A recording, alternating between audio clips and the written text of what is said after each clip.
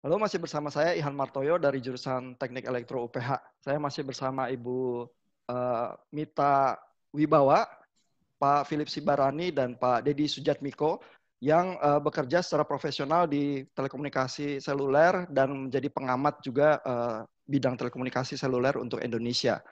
Nah, di klip yang bagian ini kita akan bicarakan ya bagaimana Indonesia sebenarnya melihat 5G.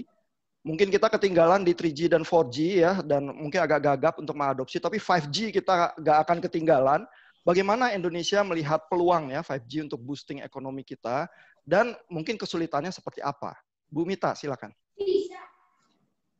Kalau boleh Pak, saya melihatnya gini, Indonesia itu kan sudah lama bergerak di ekspor bahan-bahan baku ya. Kita besar di kelapa sawit, kita besar di dulu tuh sempat kita besar di minyak dan lain sebagainya.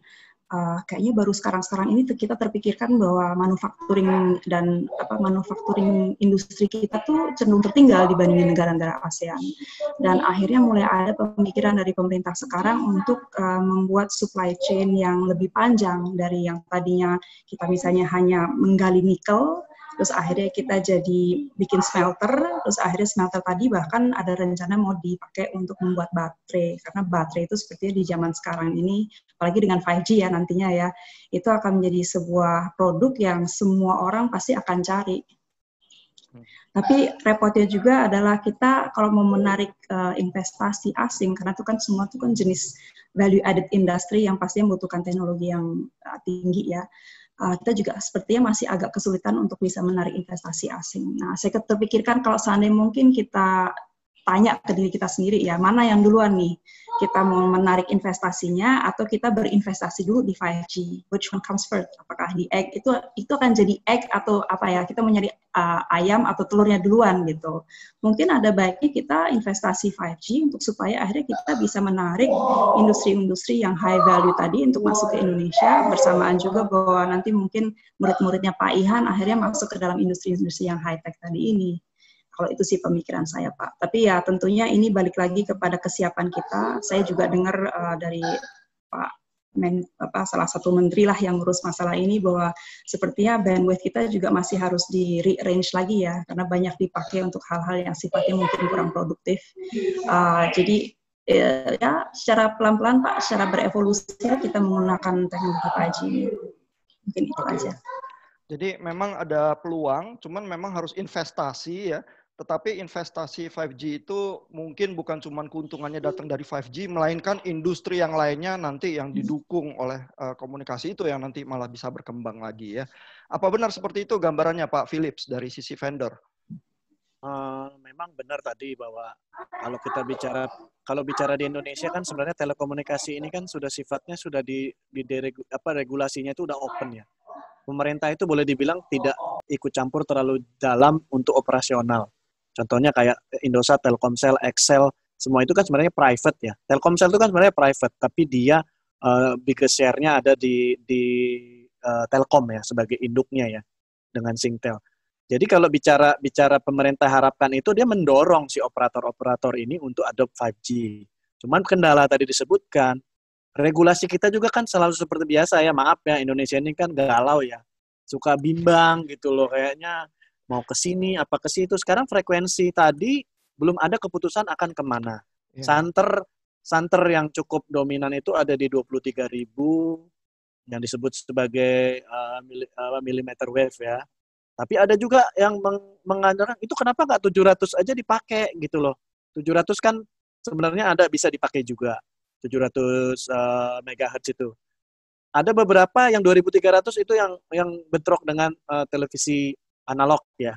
Jadi memang Indonesia ini dari dulu kan galau, baik dari regulasinya sendiri untuk menentukan, padahal di mana-mana regulatornya itulah yang sebagai lokomotif awal untuk menentukan akan kemana. Ya, ada faktor juga influencer dari vendor, dari devices, itu kan pengaruh ya.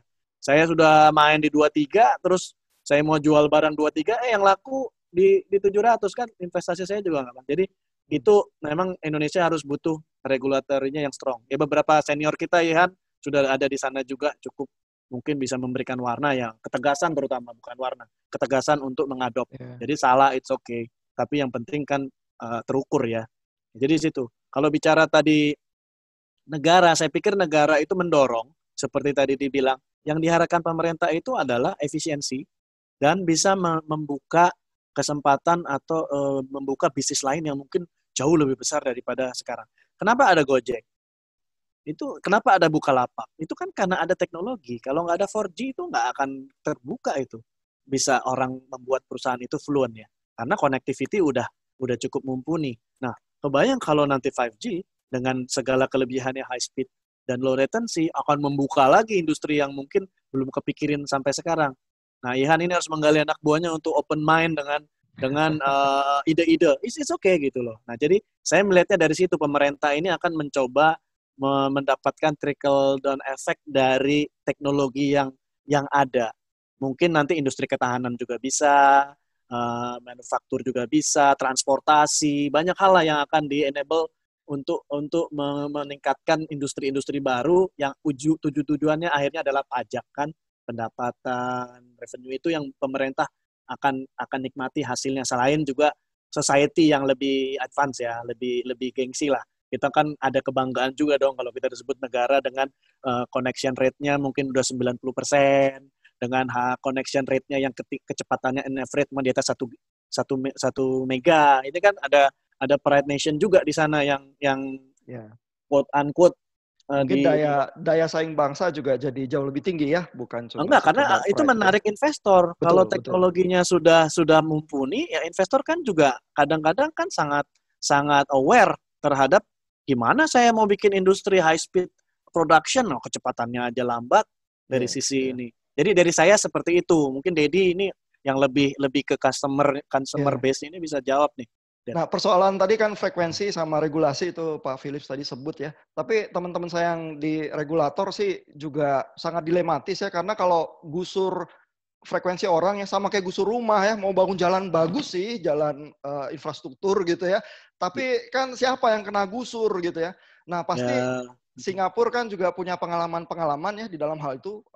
Problem itu bukan unik punya Indonesia saja ya. Ada penerapan 5G atau apa yang di Singapura bisa berguna buat Indonesia nggak, Pak Dedi?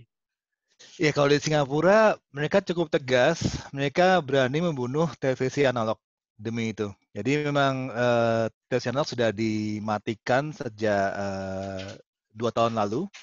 Juga televisi digital yang di BBT juga sudah dimatikan. Jadi ya segera ada bandwidth tersedia untuk penerapan 5G. Itu yang keputusan yang diberikan oleh mereka.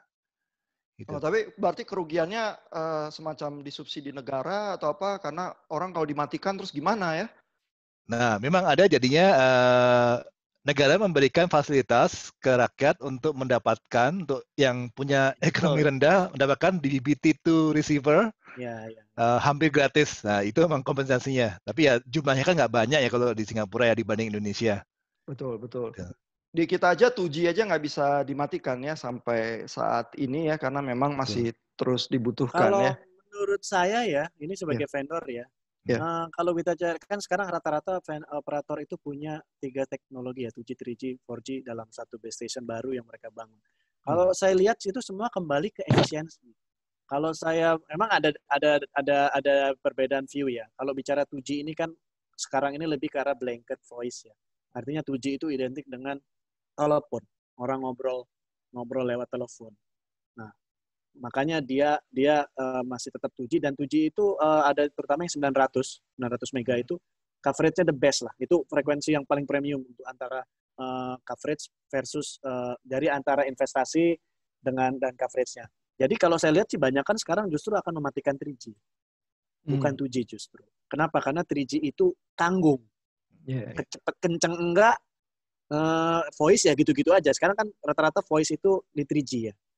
Jadi di shift lah, kalau ada 3G pasti 3G duluan voice sebagai algoritmanya. Tapi lama-lama kelihatannya trennya menurut saya dan beberapa riset juga mengatakan kayaknya majority akan shutdown to 3G.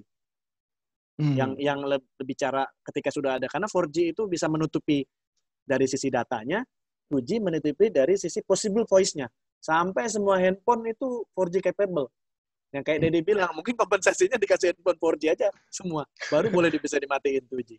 Itu, kalau saya dari situ melihatnya. Oke, berarti usulannya kepada regulator mungkin kalau mau matiin 3G aja ya, buka peluang untuk Kalau itu kayaknya bukan teknologi urusan baru ya. regulator, itu urusan operator. Regulator itu Hmm. hanya butuh ketegasan untuk roadmap frekuensinya mau kemana. TV analog, ya udah matiin aja. Toh siapa sekarang yang nonton TV analog? Orang-orang itu TVRI itu kan bisa di switch ya semuanya. Iya, TV-TV juga TV tabung, kayaknya sih kebetulan kita bisa. nontonnya YouTube semua sekarang, nggak TV Ya, analog ya. artinya kan, ya saya nggak bilang menafikan bahwa ada orang-orang yang tidak mampu ya. Tapi saya lihat Iya. TV tabung mungkin sudah berkurang. TV digital juga udah mulai affordable ya mungkin. Dan Indonesia juga jangan memalukan loh, kita udah termasuk income-nya tinggi loh. Kita mampu sebenarnya untuk meningkatkan kesejahteraan. Memang perlu dipaksa, kadang-kadang itu perlu dipaksa.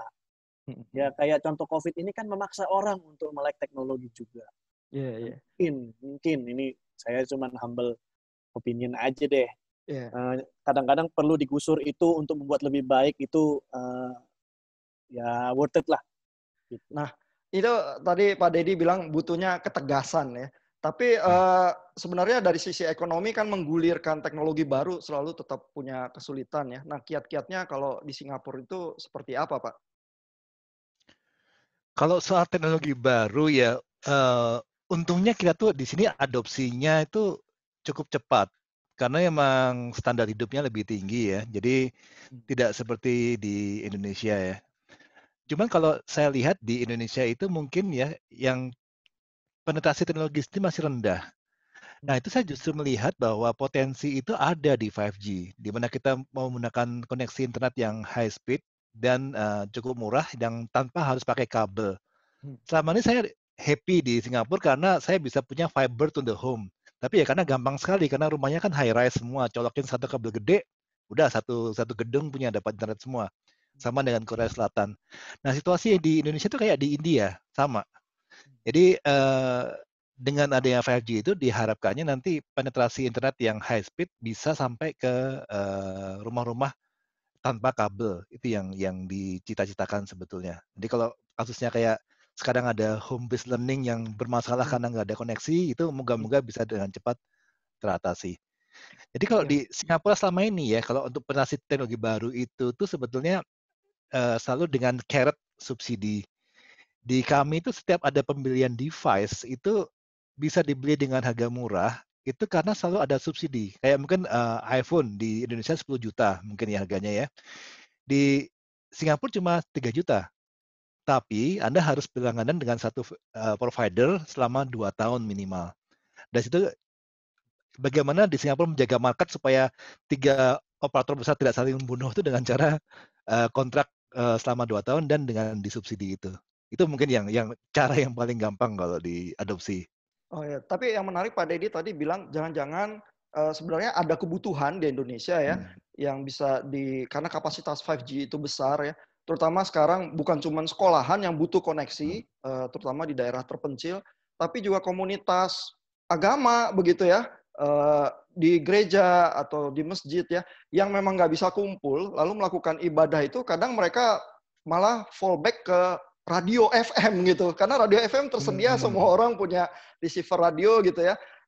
Jangan-jangan memang kita bisa bikin receiver 5G yang khusus untuk receive, bisa untuk kebutuhan belajar dan komunitas dan lain sebagainya. Jangan-jangan bisa dibuat cukup murah ya. Jangan-jangan itu bisa boosting ke kebutuhan yang real di urban begitu ya, ataupun di apa yang lebih rural di pedesaan. Dan itu boosting ekonomi sekalian ya, karena bisnis dan lain sebagainya bisa jalan ya. Nah, itu idenya mungkin bisa ke arah sana. Itu apa mungkin atau enggak ya, Bu Mita, yang memang dari instansi pemerintah? Kesulitannya apa ya? Saya terus terang nggak tahu Pak jawabannya, tapi saya malah pernah dengar tadi menyambung dengan tadi Pak Philips tadi bilang bahwa yang namanya 2G itu bisa mencapai sampai ke pelosok-pelosok gitu, dan mungkin jaringannya salah satu operator telkom yang besar tuh yang banyak digunakan seandainya kita masuk ke hutan Kalimantan dan lain sebagainya adalah ya karena ada 2G tadi ini.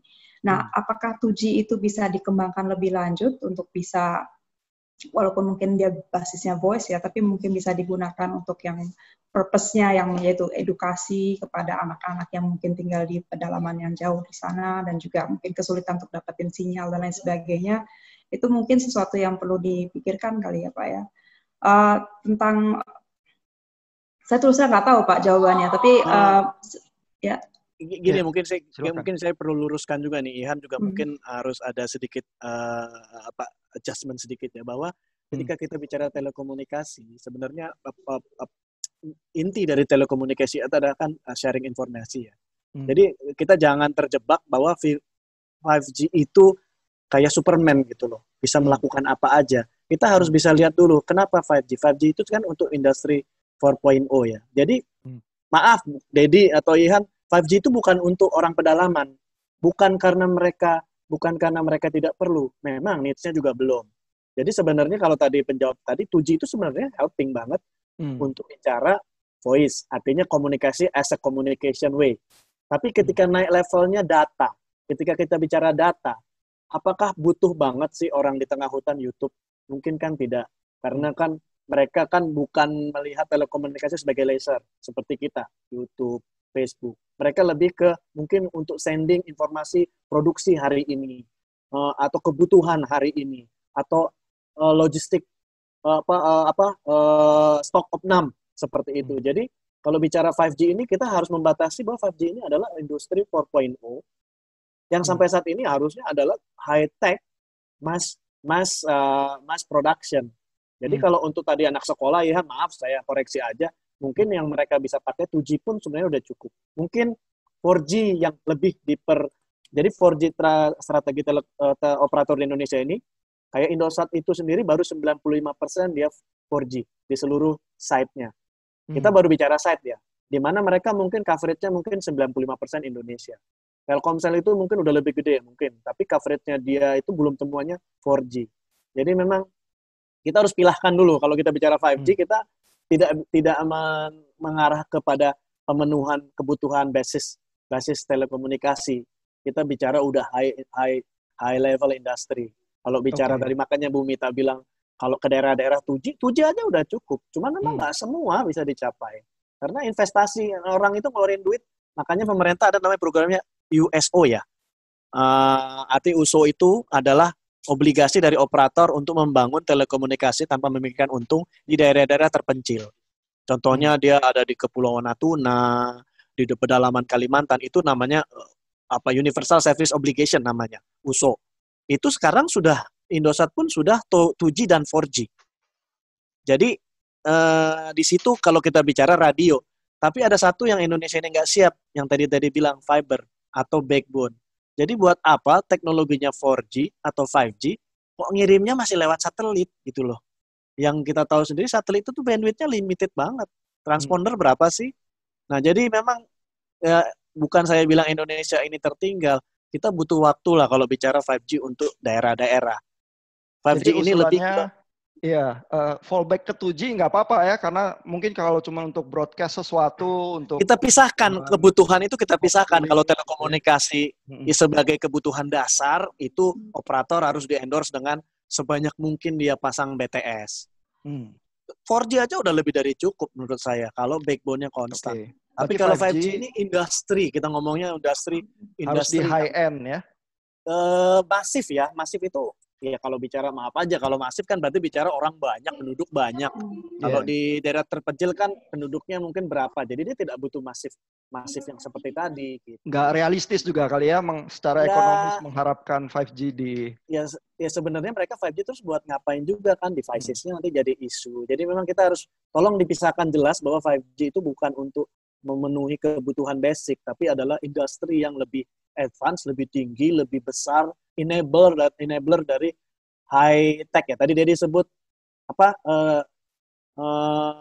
smart city yang begitu-begitu tuh. Kalau di Kalimantan smart city apa yang smart gitu, TV-nya aja kan udah TV digital aja udah mungkin sudah smart banget gitu. Jadi tolong kita coba kerangkanya digeser dulu ya.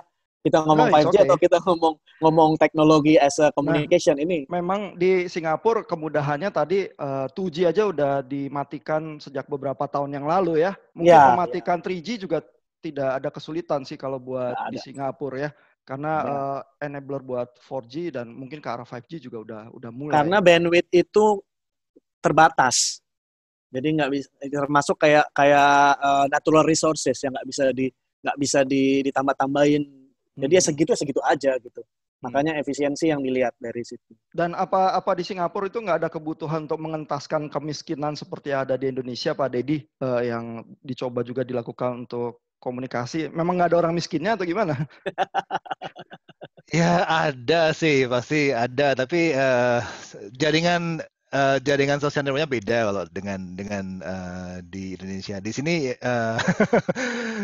BPJS tuh kayak udah ada, Taspen tuh semua orang punya, dia aman lah dari sisi itu. Oke. Ya, Cuma saya pengen komentar silakan. soal Bang Pit tadi, Bang. Saya kebetulan sering main ke kota-kota kecil ya kayak Yogyakarta, Solo gitu ya. Itu selalu punya isu tidak punya bandwidth yang bagus dan stabil untuk bekerja dari rumah itu.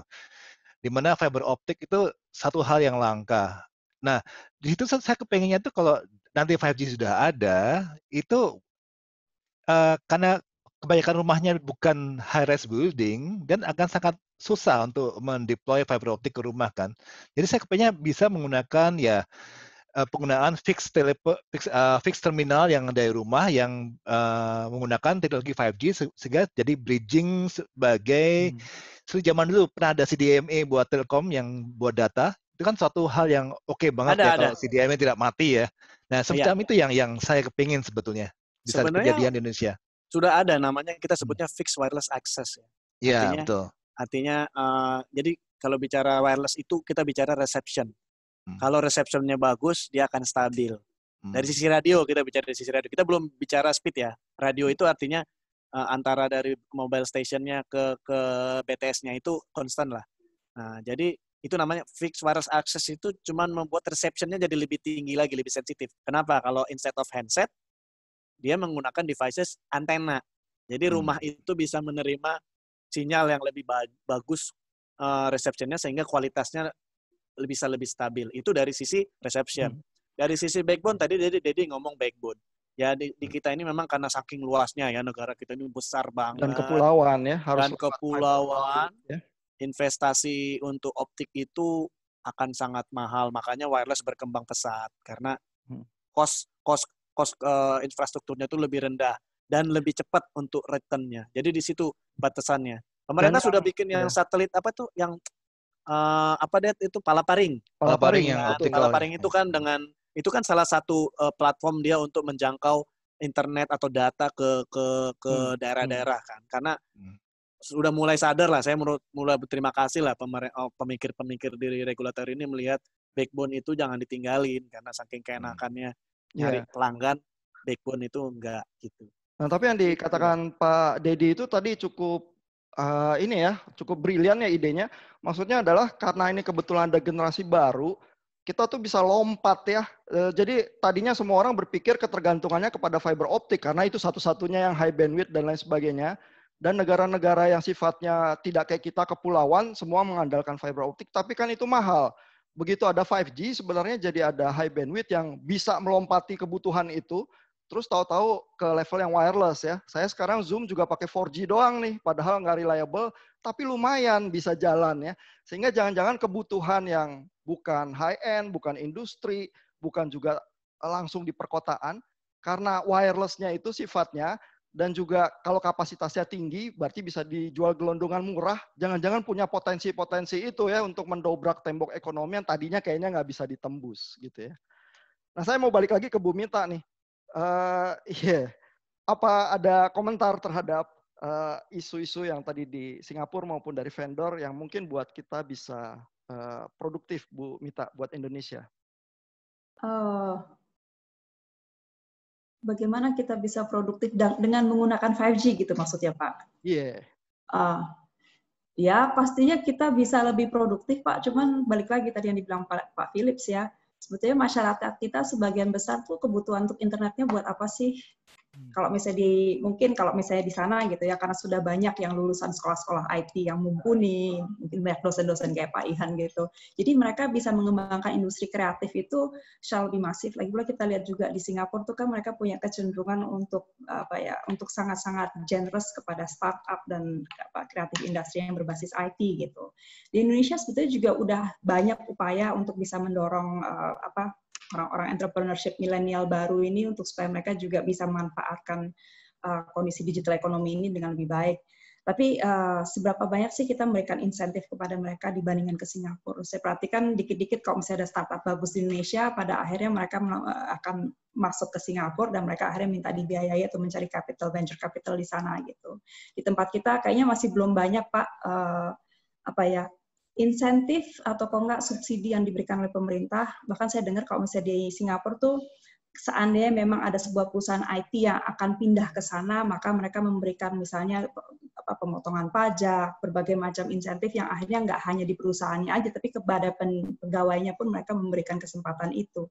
Sehingga ada semacam ekosistem dan environment yang akhirnya bisa memanfaatkan 5G dengan baik.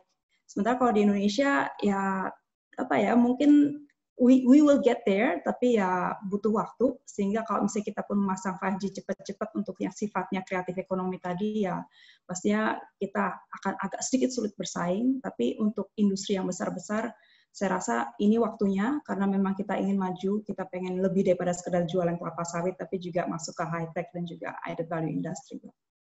Oke, terima kasih Bapak Ibu untuk diskusi yang sangat seru ini. Kita ketemu lagi di klip yang berikutnya.